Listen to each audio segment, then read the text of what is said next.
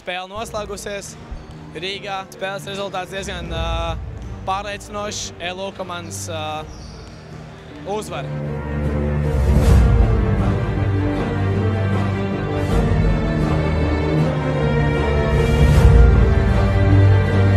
Mums ir ELU komandas galvenais treneris. Treneri, kā vērtē komandas sniegumu? Es domāju, ja ir uzvara un savā ziņā ir liela punktu starpība, tad, protams, nevar žēloties. Es domāju, lieliski spēle. Rezultāts neparāda to, cik viņi īstenībā bija grūti. Viņi bija ļoti grūti. Ar mums ir Basketbola klubīdienas augstskola Valmiera Glāžu komandas treneris Rolands Eglītis. Roland, kāds pārdoms ar spēli, kāds pārdoms ar play-offiem un sezonu? Play-offs aizvadījām, es uzskatu, diezgan veiksmīgi. Protams, žēl, ka netikām tālāk. Pirmajā spēlē nedaudz pietrūka. Pēdējā spēlē iespējams nebijām tik labi noskaņojušies, kā vēlējāmies. Nebija ne agresivitātes, nebija rotācijas aizsardzībā.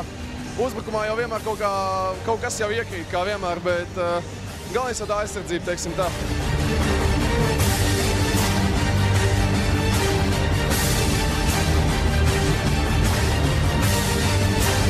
Šodien spēle pretinieki iemet ļoti daudz tālmetienus. Jūs to vainojat uz savas komandas aizsardzību, vai pretinieki bija ļoti sagatavojušies šo spēli? Viņi trenējās katru dienu tāpēc kā mēs, un tas būtu dīvaini, ja viņi nemaz brīvus trīniekus iekšā. Tur piekluboja mums gan kaut kāda rotācija brīžiem, gan 1-uz-1 spēlē, un brīvus metiens ir jāmet iekšā. Viņi šodien iemet, mēs metām garām.